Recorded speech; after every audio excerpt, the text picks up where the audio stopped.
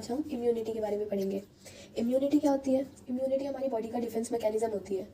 मतलब हमारी बॉडी में जब भी कोई पैथोजन एंटर करेगा, कोई फॉरेन पार्टिकल एंटर करेगा जो कि हमारी बॉडी के लिए हार्मफुल होता है, उसके अगेंस्ट डिफेंस मैकेनिज्म जो होता है उससे लड़ता है, जो एक तरीके से हमारी बॉडी के सोल्जर्स होते हैं। ये इम्यूनिटी के जो कंपोनेंट्स होते हैं, जब भी कोई इम्यूनो डेफिशिएंट होता है या फिर जब भी किसी की इम्यूनिटी कमज़ोर पड़ती है तो वो बहुत ज़्यादा इन्फेक्शन के लिए प्रोन रहता है। ठीक है, इम्यूनिटी हमारी बॉडी का डिफेंस मैकेनिज्म है। अब ये दो टाइप की होती है। दो टाइप की कौन कौन सी? Innate immunity, adaptive immunity. Innate क्या होता है? इनेट जो होता है वो सिंस बर्थ प्रेजेंट होता है। मतलब ये हमें हमारी मदर से मिलती है, ये हमारे अंदर प्रेजेंट होती है। At the time of hour birth ये प्रेजेंट होती है।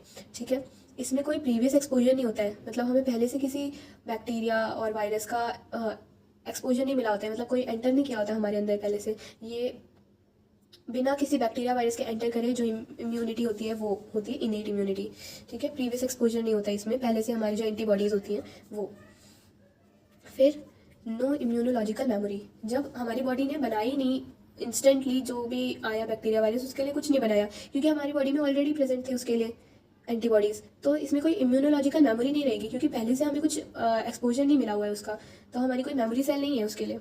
ये सिंस इसमें मेमोरी की ज़रूरत नहीं होती है, कोई भी एंटीबॉडी पहले से नहीं बनी रहती है, तो ये नॉन स्पेसिफिक होती है। मतलब कि ब्रॉड स्पेक्ट्रम होती है।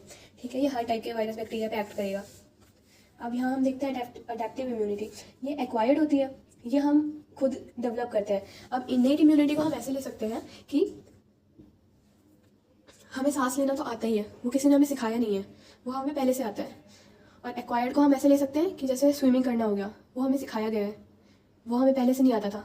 तो ये एग्जांपल समझ सकते हैं हम।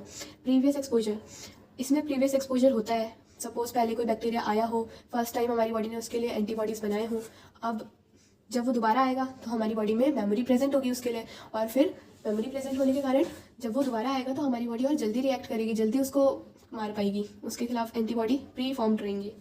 ठीक है, तो immunological memory present, highly specific, क्योंकि हमारी बॉडी ने जान लिया है कि पहले कौन सा बैक्टीरिया आया था, उसको कैसे मारा गया था, तो वो चीज़ मेमोरी रहती है, हमारे मेमोरी सेल्स होते हैं। ठीक है, वो मेमोरी सेल्स इस चीज़ को कैप्चर कर लेते हैं, और इस चीज़ को फिर जब दोबारा कोई इस टाइप का बैक्टीरिया आता है तो वो मेमोरी एंटीबॉडीज़ काम करती हैं उस पर। अब कंपोनेंट्स क्या क्या होते हैं इनेट इम्यूनिटी के? Epithelial cell, neutrophils, macrophages, dendritic cells, natural killer cell, C reactive proteins. और कॉम्प्लीमेंट सिस्टम के 3 पाथवे हैं। ठीक है, क्लासिकल पाथवे, अल्टरनेटिव पाथवे और एक लेक्टिन पाथवे। तो वो हम बाद में किसी और वीडियो में देखेंगे। और अब एडेप्टिव इम्यूनिटी के क्या कंपोनेंट्स होते हैं? इसमें बी सेल होता है, ह्यूमरल इम्यूनिटी के लिए रिस्पॉन्सिबल होता है। टी सेल होते हैं, सेलुलर इम्यूनिटी के लिए रिस्पॉन्सिबल होते हैं। नेचुरल किलर सेल होते हैं, पर उनके सब टाइप होते हैं, सबसेट ऑफ टी सेल। ये AIQ का क्वेश्चन भी था। MHC कॉम्प्लेक्स होते हैं इसमें। अब हम देखेंगे pattern recognising receptor, pattern recognition receptor. मतलब कि हमारे जो बॉडी में वायरस या अलग अलग टाइप के पैथोजेंस जो एंटर करेंगे उनको रिकॉग्नाइज कैसे करते हैं और कौन करता है। ठीक है, तो ये सपोज हमारा सेल है, ये जो है यहाँ से यहाँ तक ये हमारी सेल मेम्ब्रेन है, ये क्या है? ये हमारा साइटोप्लाज्म है। ठीक है, अब हमारे सेल मेम्ब्रेन में 2 टाइप के रिसेप्टर प्रेजेंट होते हैं। पहला बॉल लाइक रिसेप्टर, दूसरा सी टाइप लेक्टिन रिसेप्टर। तीसरा, ये दोनों सेल मेम्ब्रेन में प्रेजेंट है। अब तीसरा क्या है? साइटोप्लाज्म है, जो कि है नॉड लाइक रिसेप्टर। फिर चौथा है रिग लाइक रिसेप्टर। अब रिग का क्या फुल फॉर्म होता है? Retinoic acid inducible gene 1। अब टॉल लाइक रिसेप्टर जो होते हैं ये बेस्ट डिफाइंड होते हैं, ये हर किसी को डिटेक्ट करते हैं, हर टाइप के पैथोजन वगैरह को डिटेक्ट कर लेते हैं। बट सम स्पेसिफिक टाइप के पैथोजन को सम स्पेसिफिक टाइप के रिसेप्टर ही आइडेंटिफाई करेंगे। जैसे कि सी टाइप लेक्टिन रिसेप्टर किसे करता है? ये एंटीबॉडी फॉर्म करता है फंगल इन्फेक्शन के अगेंस्ट। ठीक है, नॉट लाइक रिसेप्टर ये फर्स्ट ये 3 चीज़ों को करता है, 3 चीज़ों के अगेंस्ट एंटीबॉडी बनाता है, जैसे कि flagellin antigen of flagellated organism, इनको डिटेक्ट करता है, जो कि जिन बैक्टीरिया में फ्लैजिला प्रेजेंट होता है, फ्लैजिलिन एंटीजन प्रेजेंट होता है, नॉट लाइक रिसेप्टर उन्हें आइडेंटिफाई करता है, जैसे कि सैल्मोनेला टाइफी।